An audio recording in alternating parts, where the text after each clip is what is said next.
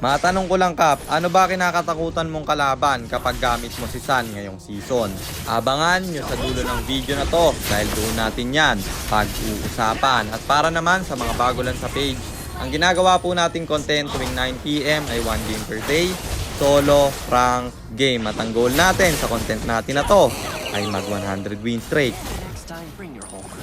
Hi guys, nandito na tayo sa 315th day ng 1 game per day and ang standing natin bago yung game na to ay 270, 44, 270 wins and 44 losses. Sa game na to ayaw pang mag-show ng S5 kaya bala ko na sanang mag-Harley pero nung huling segundo na nag-show siya at sinwitch ko, dalawa silang mage kaya siguro parang nawala ng gana yung S2 namin at nag-retribution siya. Buti na lang nagdalawang isip si Tropa at binalik niya sa Petrify. Okay din naman kasi yung lineup na yan. Roam Selena tapos mid Aurora. At syempre San tayo, Fanny lang ang counter sa atin dito.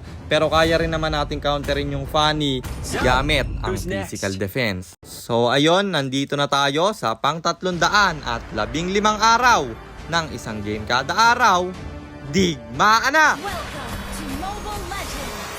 At dumiretso na tayo dito sa first turtle kasi wala namang masyadong nangyaring clash at dito ang unang bakbakang magaganap ulti galing kay Yuzong. Makikipag-retrihan yung Gusion pero makukuha ng Aurora. Dito guys, tawan-tawa ako sa Gusion eh. Binatuan ako ng first kill tsaka ako tinayuan. Nakala niya naglag ako. Tapos na-trap nandiyan lahat ng kampi ko. Wala na siyang nagawa at wala siyang kawala. Mabibigyan yung Gusion nila na aanga-anga. Diretso na tayo dito sa second turtle. Missing yung Gusion nila. Hindi na siya umabot. Kaya naman yung turtle ay libre nating makukuha.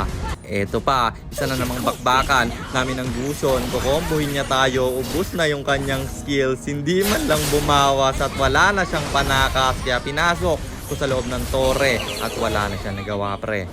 Dahil nasa top lane yung dalawang mage nila binasag ko na yung torre sa gitna. After ko mag-farm nakita ko na ang lalim ng dirot nila kaya agad-agad kong pinuntahan. Tumayo na lang siya, tinanggap yung kamatayan. Tapos diretso dito sa third turtle. Ang ganda ng pwestuhan ng Yuzong. Talagang walang makakakontes at libre na naman naming makukuha yung turtle na yon. Tapos dito sa baba, dirot na naman mag-isa. Kaya yung torre niya, ang ating punterya, Yuzong dito tutulong pa. Kaya mapapabilis ang pagbasag ng torre na yon. At dahil basag na yung mid at bot, syempre papantayin natin yan. Dito naman tayo sa top at up na yung Lord. Kaya ating tutunawin. Kulang kami ng dalawa pero missing pa yung mga kalaban. Gusto nasa gitna. Aabot pa kaya siya. Mukhang hindi na kasi inuna pa yung clear at yung Lord ay libre nating makukuha. Damay pa yung Vexana. Binitaw lahat ng skills pero wala pa rin siyang nagawa.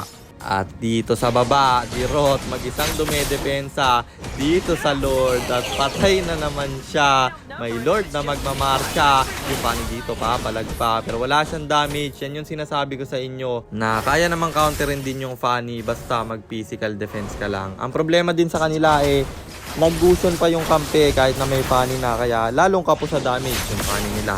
Mabalik tayo sa game. Bagsak yung Vexana. Yung Gusion ko combo pero sa illusion tinutok at lap trip talaga si Tropa. Tapos diretso naman dito sa gitna. Walang dumedepensa sa kalaban kasi kulang sila ng dalawa at basag na yung second tower doon. Pati yung baba bubutasin ko na rin. Inhibitor na to men at mega creeps na yung susunod nating wave. Nagwawala na yung Fanny nila. Unstoppable na si Tropa. Habulin yung Selena pero masyado siyang napalalim. At Eudora pa ang idadamay natin. May Vexanang kasama kaya ako'y nag-back na lang. Pa-up na rin kasi yung Lord kaya hindi tayo pwedeng mamatay.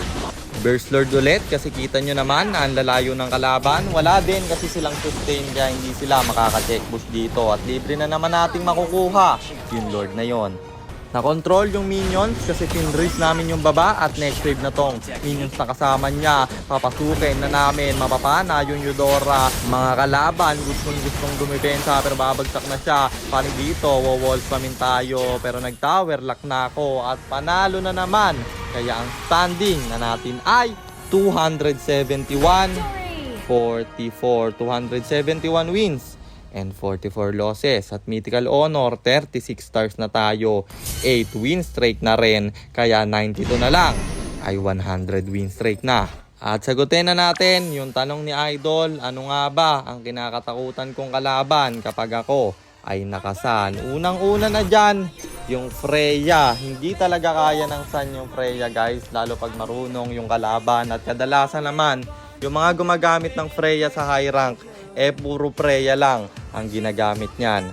Bukod sa Freya, kapag magaling mag-Martis yung kalaban, mahirap din dahil sa ultimate niya na nagtutuloy-tuloy kahit ultihan lang yung illusion.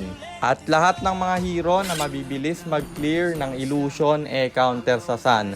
Depende na lang kung comfort nyo yung hero. Doon naman ako mahihirapan Kunyari, Cecilion, comfort niya yung Cecilion, mahirap mag-Sun doon. Pero pag hindi naman comfort yung Cecilion, nag-practice lang, kayang-kaya yun ng Sun. At yun lang, kung comfort at mabilis mag-clear ng illusion, yun ang ayaw kong kalaban kapag ako ay nakasan. Sana nasagot ko yung tanong mo Idol at sana rin meron kayo natutunan sa content natin na to. At kung meron man, pakishare lang. Then after nyo i-share, mag-comment na rin kayo ng pa-shoutout para ma-shoutout ko kayo sa mga next nating content. At i-comment nyo na rin ang inyong mga katanungan kasi baka malay mo sa next nating content, comment mo naman ang mapili ko. Kung nagustuhan mo naman yung item at emblem ko sa game na yon, eto yon: Tough Boots, Corrosion Sight, Dominance Eyes, Demon Hunter Sword, Thunder Belt, Radiant Armor, and then Rose Gold Meteor, pang buy and sell. Emblem natin Assassin, talent natin is Inspire, Seasoned Hunter, plus 1 Tomb Charge. At syempre Retribution, kasi jungle tayo doon. At para naman sa mga gustong magpapilot ng ML account, pag PM lang kayo, nagre-reply ako. At syempre, may bayad yon. Kahit hanggang anong rank, pwede nyong ipapilot. Teka, baka kilala mo lang ako at lagi kang nanonood pero hindi ka pala nakafollow sa page. I-follow mo na yan. Isa lang Yun lang guys. Sana nag-enjoy kayo sa content natin na to. Shoutout sa'yo Joshua, kay Mark, kay John Michael Luna, kay Christian J. III, and kay Derek Dacles Rosales. Maraming salamat sa suporta nyo guys. Ingat kayo palagi. God bless. Paalam!